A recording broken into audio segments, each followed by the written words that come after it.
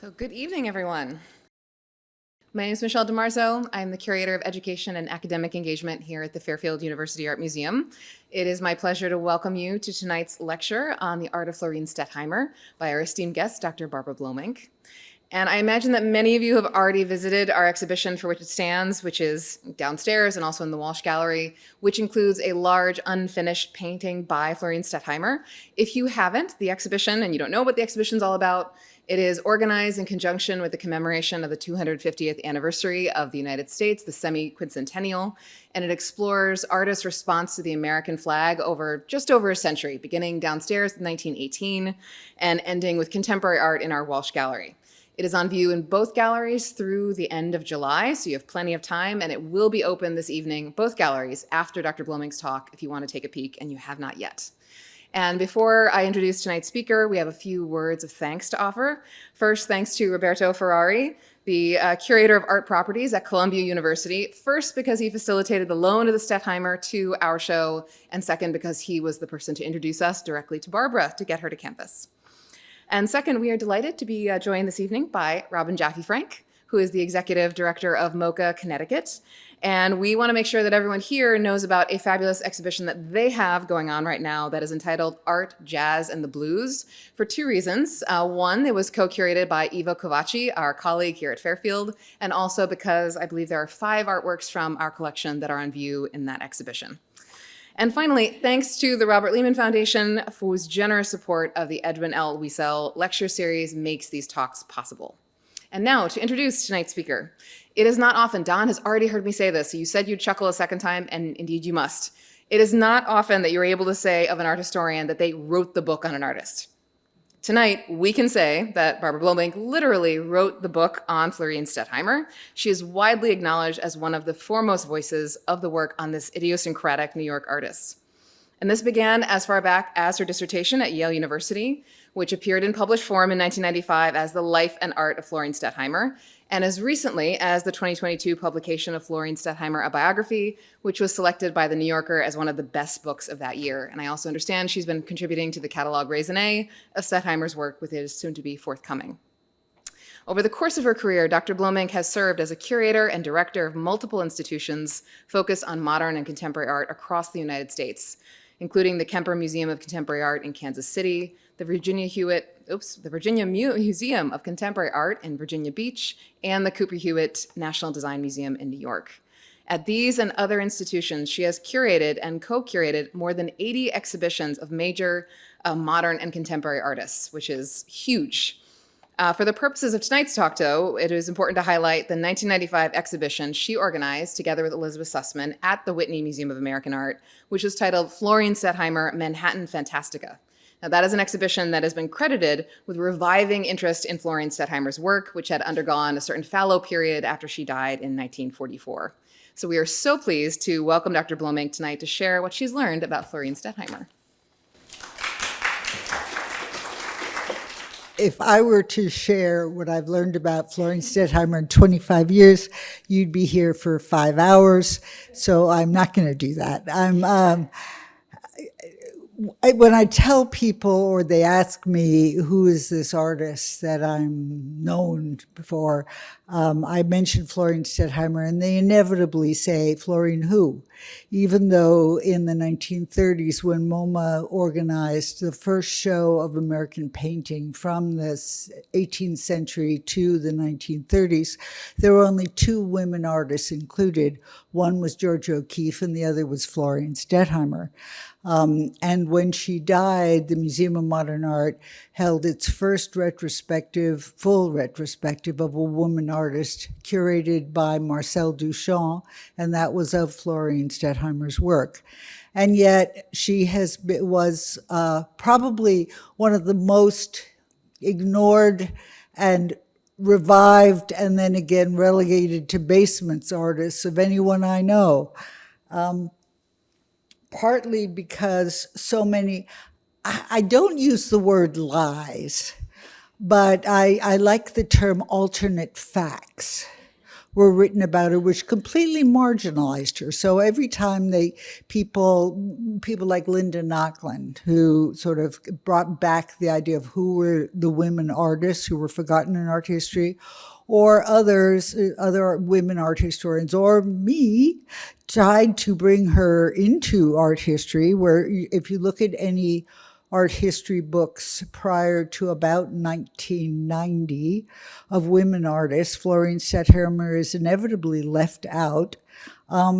It's because these alternate facts were written about her. Now, mostly it's because, I mean, if you were a male art historian or art critic or curator, would you take this artist seriously if she was known as being eccentric, virginal, her work was childlike or naive, she was lesbian or bisexual, her works were just decorative fantasies, she rarely or never publicly exhibited, and she wanted her work destroyed when she died? When in fact, the reality, the facts are, she was an ambitious professional, academically trained, a sexually progressive feminist. She was highly talented. She was heterosexual, had romances with men, wrote about how she loved their bodies in her letters and diaries, although she did remain a virgin, we think. Her paintings are factual documentaries of places and very famous people of her time. She exhibited 46 times in her lifetime in all of the major museums and galleries in New York and several in Paris, and wanted all her works donated to museums when she died, which they were gladly accepted. But none of those were mentioned in the last 80 years. And in fact, very recently, when I stopped writing about her in the last 5 or 7 years, the Whitney Museum in their handbook wrote, she rarely exhibited her paintings, only very rarely during her lifetime, when in fact she was asked and exhibited in the first Whitney biennial. That was in their 2015 most recent handbook. Or the Jewish Museum exhibition, which was very beautiful, but they wrote Stettheimer wanted her works to be destroyed after her death.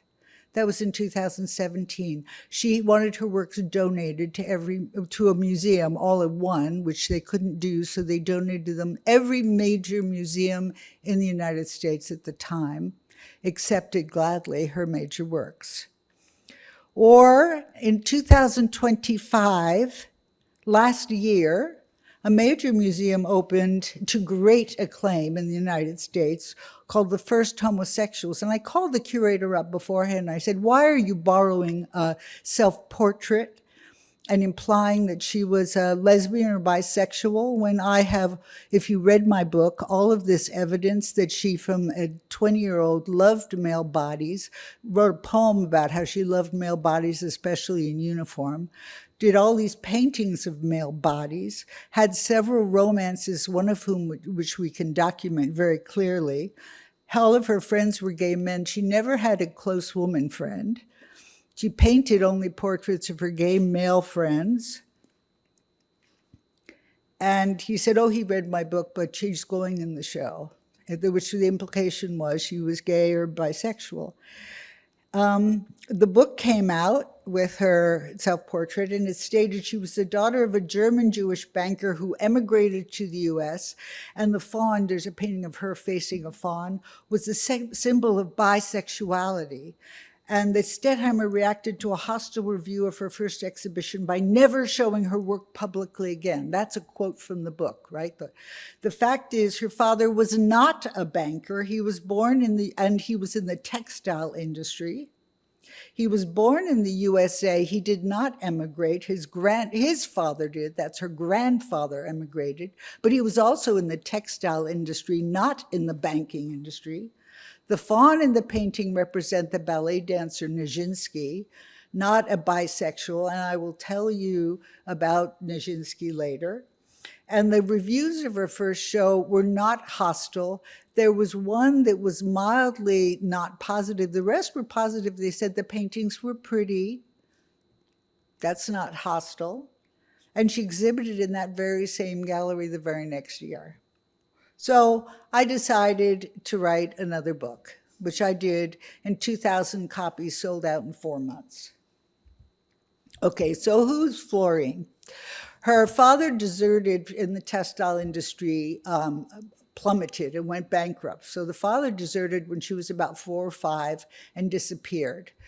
The mother's family, the Walters family, were hugely wealthy members of the German Jewish 100 Families of New York. You'll see here her mother's many sisters. Her mother's the one on the far right at the top there, Henrietta Walter. And Stettheimer herself showed incredible talent as an artist at a very young age. Down at the bottom here, you'll see this funny little card she made. These works are early works are at Columbia, which has this wonderful treasure trove of her early work. At age 7 or 8, she's already making these little watercolors. This one is Nanny as a crab, so she did a little crab here. That's 7 or 8. By age 15, she's already making drawings like this. All right. The mother took the 3 youngest daughters to Europe by about age 8 or 9, Florine being about age 8 or 9, for most of the year, where they lived next to one of the mother's sisters in Stuttgart. This painting here, which is much later, is Florine's teacher who owned the private school where she attended. You see a picture of it in the background. No, this is her teacher. It's not the school, sorry. And there's a small self-portrait of Florine there. This Fräulein von Preiser also gave her private art lessons because she was so talented. During the next 30 years, Stettheimer's mother and her 2 sisters, her younger one, Eddie, and her older one, Carrie, and Florine herself, spent most of the year in Europe and traveled throughout Spain, Italy, France, and Germany. They were based mostly in Germany. And Stettheimer visited all the museums, art galleries, eventually salons, and basically got an extraordinary education in traditional art. She, meanwhile, constantly studied with tutors to learn German academic painting. In her 20s, she came back to New York and went to the Art Students League, where she studied the French style of academic painting. And here you see in the nude there is one of the nudes she painted at the Art Students League, again showing how skilled she was at traditional academic painting. And at the right, her sister painting, she made a very large one of her sister Carrie in a white dress. A very major event in her life was going to Diaghilev's Ballet Russe, a highly innovative form of ballet that integrated all of the arts. You see here a picture from Diaghilev's Ballet Russe. And one of the great performances she saw was the dancer, the Russian ballet dancer Nijinsky, in Afternoon of the Faun, which she went to the premiere, which was considered by the audience pornographic and was eventually stopped. But she wrote in her diary, he was one of the most beautiful male dancers I've ever seen. He was absolutely the faun. He was fantastic. She and Rodin thought it was fabulous. Everyone else thought it was pornographic, and it was soon shut down. Another big event in her life was every year the students at the École des Beaux-Arts had what was called the Bal des Quatre Arts, the 4 arts. And you see here a picture of them. It was very bawdy. You see the women were nude. They dressed up in costumes and they created floats. And in the middle of the night, they rode down the streets of Paris. Stettheimer, having seen the Ballet Russe, decided that she was going to design a ballet for the Ballet Russe. And she went home and she created these maquettes where she wrote the libretto, she designed the costumes, and she got actual materials, including this new material called cellophane, where she draped one of the nude women because they were actually nude at the ball of in the streets of Paris. And these beautiful materials, you'll see there the fur and the embroidery. And one of the figures was actually meant to be Nijinsky. So she was intended to present this to Diaghilev as a ballet for him to perform. And you'll see this come back later. She never did present it. When World War I broke out in 1914, Mrs. Stettheimer and her 3 daughters were German Jewish. They felt they had to leave Europe. So they took a boat from Genoa and came back to New York, where they finally settled. As Stettheimer came into New York Harbor, she suddenly saw all these skyscrapers and these new modern buildings, and she was so filled with excitement at coming back to her own country and seeing this new modern building that she said to herself, I am going to create a new style of art, unlike any artwork that's been made before, that is totally unlike European academic work that I was trained on, that is New York, America, an art that fits this new modern world.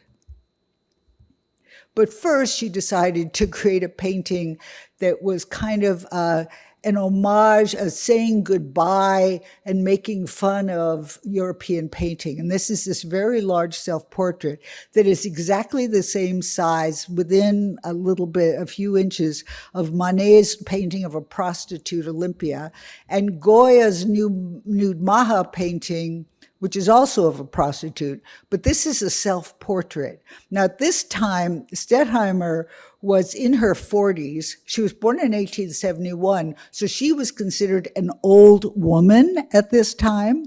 She was a wealthy Jewish old woman. The idea of painting herself nude was already scandalous, so she never showed this. The idea of painting herself nude as a prostitute was horribly scandalous, would have been impossible for her to show.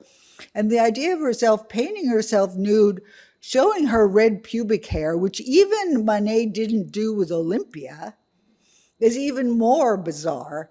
But she's confronting the viewer with her face and her hands in a posture that's saying, really? And because her father had left and deserted the family, Stettheimer and her sisters developed this attitude against marriage. And Stettheimer herself even had this sense that women getting married deprived them of freedom and took away their creative spirit. And she would write these little poems, and I love this one. They like a woman to have a mind. They are of greater interest, they find. They're not very young, women of that kind. So when she came back, when she'd been in Europe, she had gone to all the latest salons in Paris, which means she saw Fauvism, Cubism, saw Matisse, saw Van Gogh, saw all of their work before they were seen at the Armory Show or seen in America. And she tried her hand. She worked through all pointillism, all these different styles in Europe before coming to America. But she was particularly enamored of Matisse. So in trying to sort of work on this new non-academic style, she first made a whole series of works, mostly flower paintings, that were very Matisse-like, very thick palette paintings.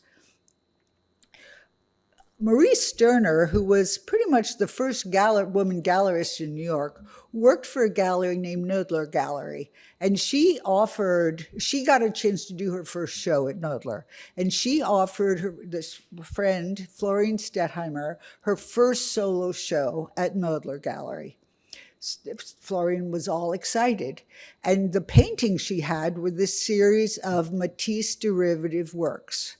So she got all excited. She put up the works and she sort of put some furniture around the works, a bed that she sort of had a big canopy drape on it, because in Europe, based on the Diaghilev theater ballet, she'd seen dancers, costumes, and stage sets. And she thought that she wanted her paintings to be integrated with furniture and fabric, and it to be a whole integrated whole, not just paintings hanging by themselves. The show opened, and it got pretty good reviews. Not great, not hostile, but pretty good. Nothing sold. She was surprised nothing sold. She got, a lot of people showed up. At the exact same time, one of the Ballet Russe was performing in New York, and one of the dancers, Adolphe Bohm, came to her studio, and she pulled out her maquettes. And she and Bohm planned to bring them to show Diaghilev. And they were looking for a composer, and they went through a lot of trouble and absolutely wanted to have the Ballet Russe perform her opera because he loved it. Nothing came of it. But very importantly, these small miniature figures inspired Stettheimer, and she changed her painting style. And she changed her painting style into these large paintings that became her mature style, which were paintings of her family and her friends. And you see Stettheimer here, and there's Marcel Duchamp, who they had just met, and they were crazy about him because he was this handsome Frenchman who had talked about art, and Florine became very close friends with him, and they talked about art, his art, her art. There's her older sister, Carrie. There's her younger sister, Eddie, with the artist Nadelman, the sculptor. There are all three of the sisters in the middle in a painting called Heat with their mother.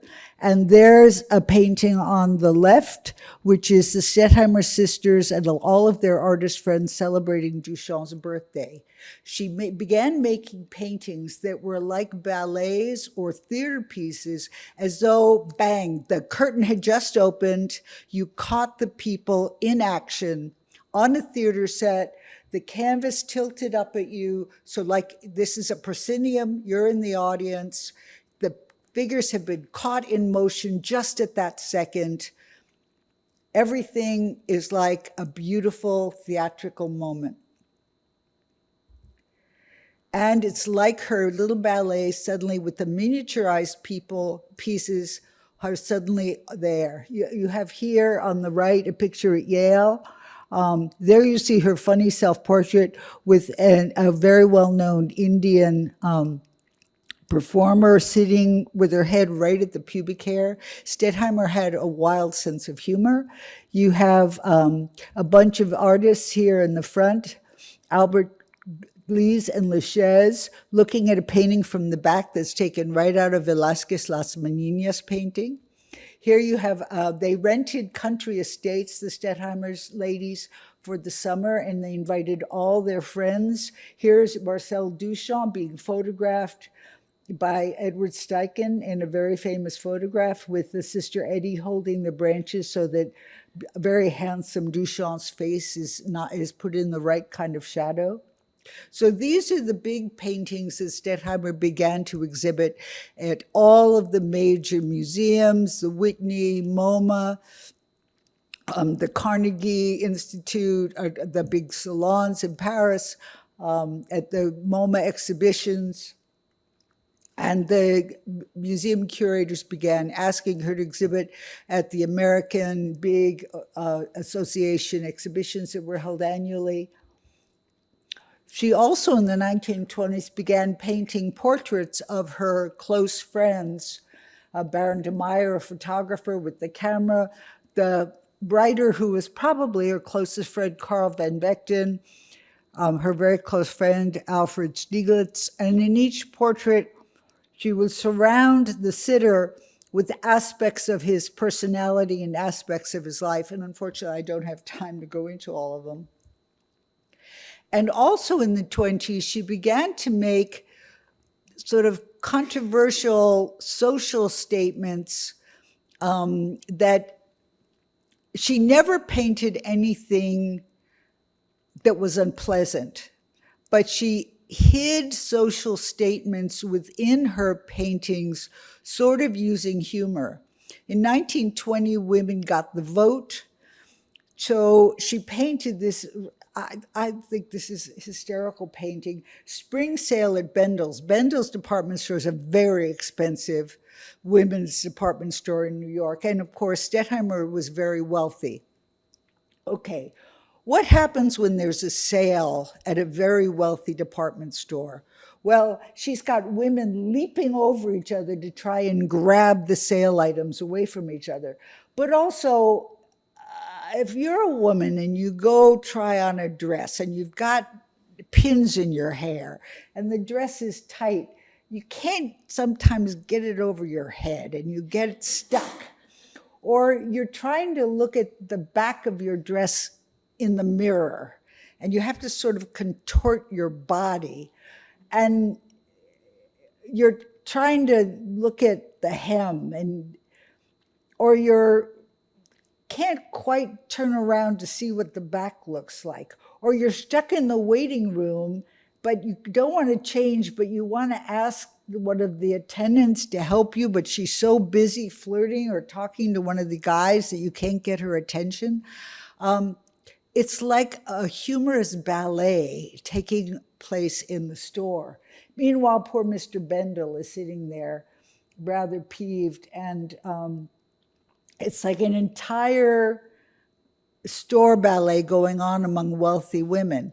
But the thing is, how many people before have painted women in their own context, in their own atmosphere, 60 inches high? Then she's painted on the other side, Natatorium Undine, which is a women's swimming pool. And the only men in it are the male athletic class leader, the man leading the class. And instead of the woman being a thing of beauty, here the man's body, it's the male pulchritude that the women are all admiring, including the chunky little woman on the right who's sort of pushing up her breasts to trying to get him to notice her. Or the male musicians over here. Otherwise, it's all about the women relaxing in their own company. And Stettheimer herself is way up at the top with the parasol.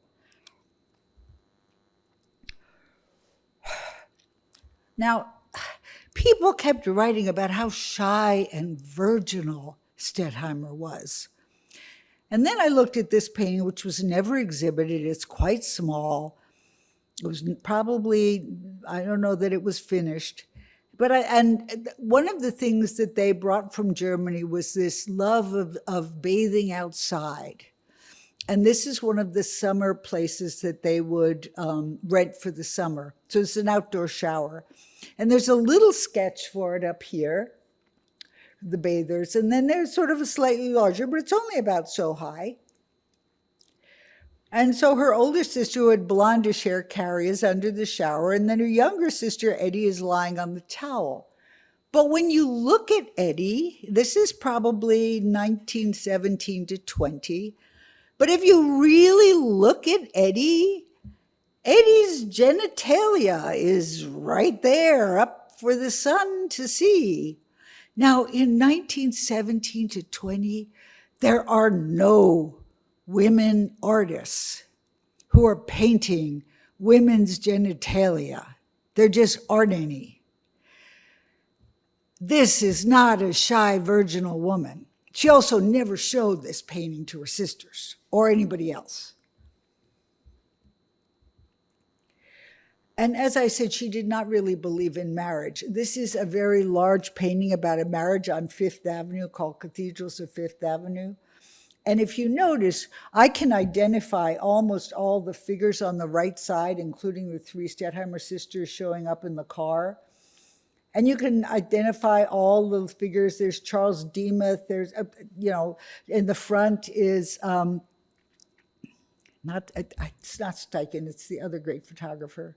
I'll think of him in a minute. The only one whose face is completely blurred out is the bride. And there's a lovely another little poem she wrote. Sweet little Miss Mouse wanted her own house, so she married Mr. Mole and only got a hole. Stettheimer Salon was the only salon in New York where her gay friends, her bisexual friends, many of whom were her closest friends, could be comfortable with their fluid sexuality. And she played with that in her portraits of them. She often included overt symbols of their sexuality, including this black pansy in the portrait of Virgil Thompson, the purple socks with Carl van Vechten. To anyone who understood what these were, though there was clear that it was a sign of being gay or a sign of being bisexual. And with Nijinsky, who was bisexual, in this picture from, these are all details of music on the right, she kind of made him both half man, half woman. Jim Crow was the rule of the country at the time, which was a separate but equal. In this very large painting, which is the painting she showed the most, this is the one she sent to the Paris Salon. Asbury Park South was a beach that was segregated for African Americans only in Asbury Park. But Stettheimer decided she was going to paint this with African Americans enjoying themselves at the beach and showing them in the same, painted in the same manner that she painted the Caucasians, like herself and Duchamp and Carl van Vechten, who were all in the painting. And is one of the only paintings where she actually titled the painting with the site, which everyone would have known meant the segregated beach, because in the newspaper, including in the New York Times, there were articles across the nation about the fact that Asbury Park South was one of the few places in the United States where the African Americans in Asbury Park fought back, trying to get the beach not segregated. So it was her subtle way of saying this was wrong. I'm just touching here on, she also became very well known for doing the costumes and the stage sets in cellophane of the first avant-garde opera in New York that used all African-American singers. And she also did a painting basically against anti-Semitism, where her great-grandfather was prevented from going to the hospital up at Lake Placid because they had signs everywhere saying against Hebrews and against Jews. And yet she painted a painting, Lake Placid, that showed herself, her family, her uncle, and it was also against Catholics and a very Catholic ambassador from Peru. And finally, against anti-Semitism, this is a very well-known painting at the Wadsworth Atheneum in Connecticut called Beauty Contest to the Memory of P.T. Barnum. And it's been hanging there for years and years and years and years. Stettheimer hated beauty contests. She felt they were demeaning to women. That's a quote of hers at the top. Beauty contests did not let Jewish women initially participate. And it was only after years that I actually looked very carefully at the painting and noticed that the woman next to the main beauty contestant there, her dress was covered with swastikas. And at the time that this was painted, the swastika already was a symbol for what became the Nazi Party in Germany. Now we're getting to democratic America. In 1924, she painted this painting, which is unfinished, but interestingly had a Native American peace pipe, a very well-dressed African American who's not finished there, and a sketch of a White House with Plymouth written on it.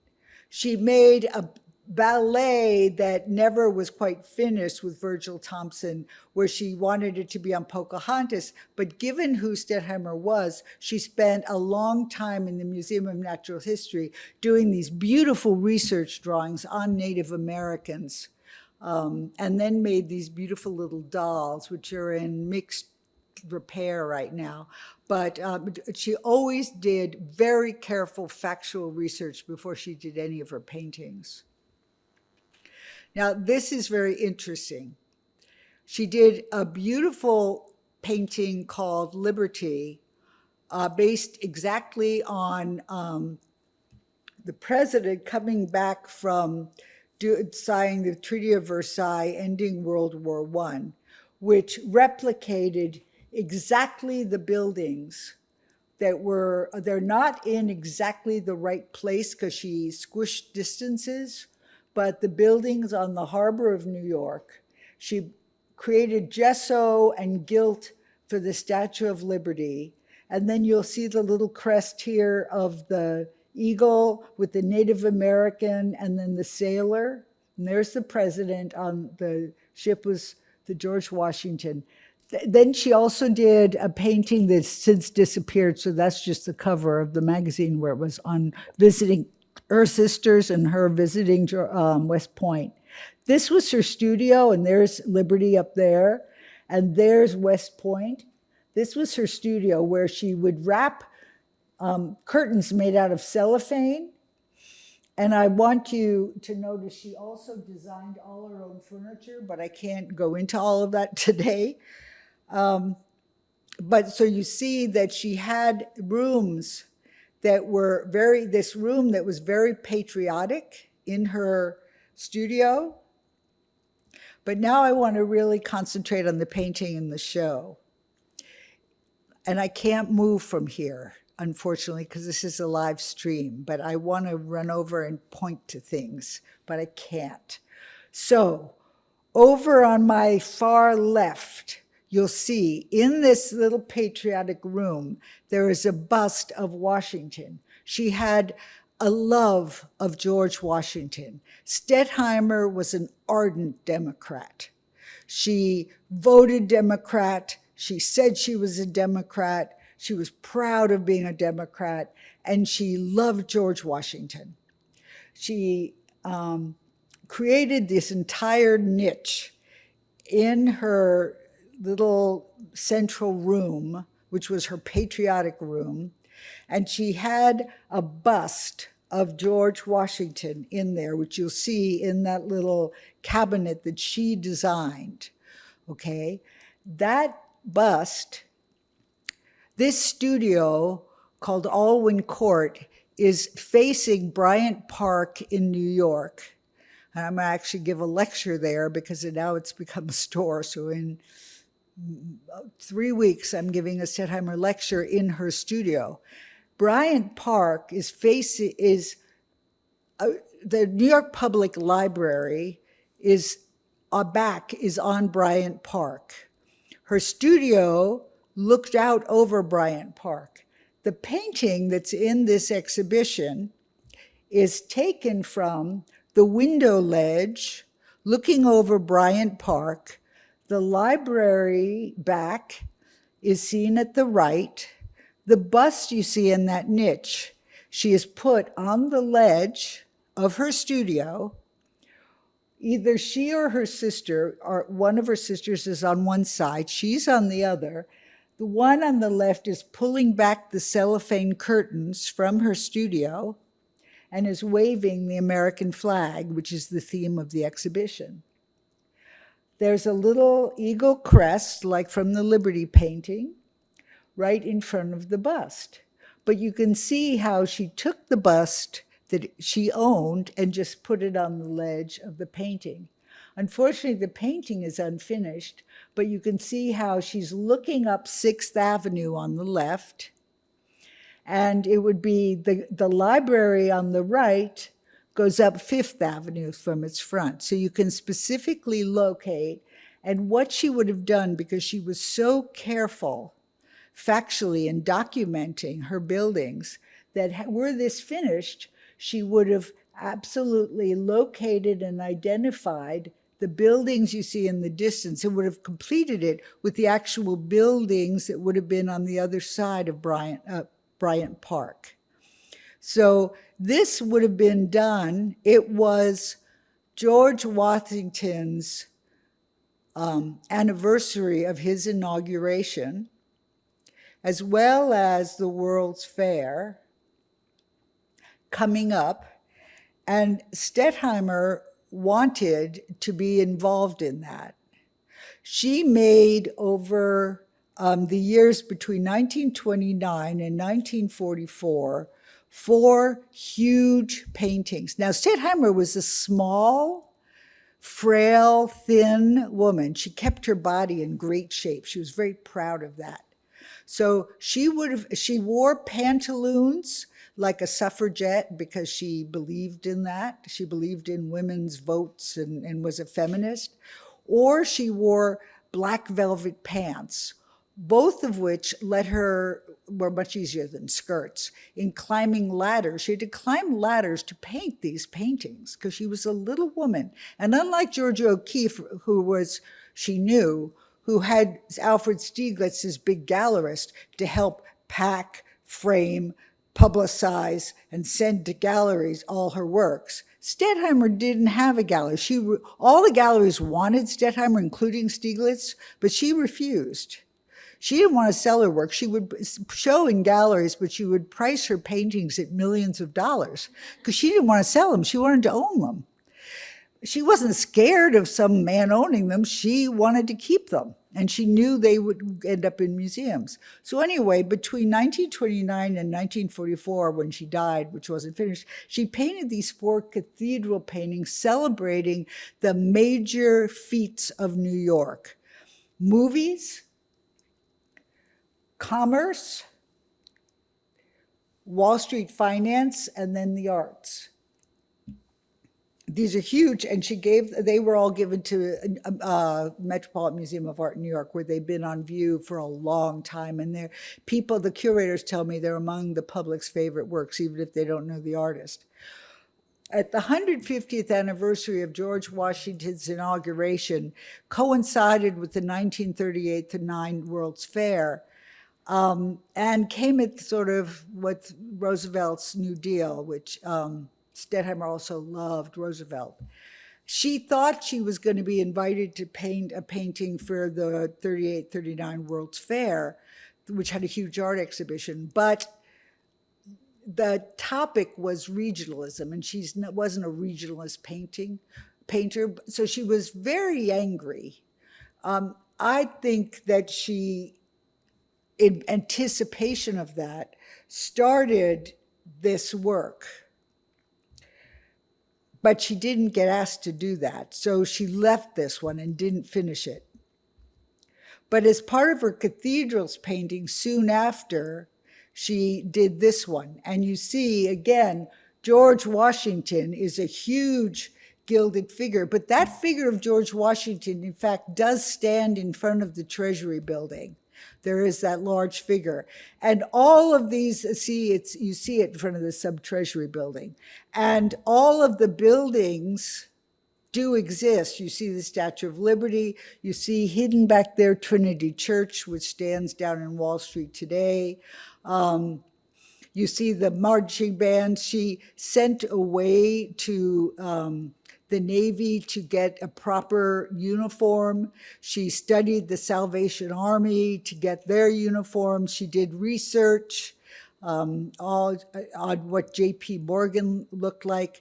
There's a woman there in white gilt dress. I forget her name. Oh, she was a famous singer. Stettheimer even arranged to have her hair done when that woman's hair was being done at the same hairdresser, so she could remember what her face looked like when she painted her portrait. But the point is that Stettheimer, for her, America, the flag, George Washington, democracy, from when she came back in 1914 from 35 years in Europe, and all that academic training, which she could do so well, and her rich training in art history, which she trained as well as any male painter of the time, to her coming back and seeing the new America of the 20th century, to understand being almost as an immigrant coming to this country of modernization, of avant-garde, of all these arts, and trying new things and creating a new style for the new America with skyscrapers and new music and African Americans singing on the stage, and place where people could be gay and bisexual and not be arrested because it was illegal at the time. And during Prohibition, they served drinks up in the Stettheimer salon, where she could be a multimedia artist and design furniture and write poetry and hang out with Duchamp and write Dada poems and discuss the fourth dimension and send her painting to the Salon in Paris and show in every major museum and vote for Roosevelt and believe in her country as being the 20th century country.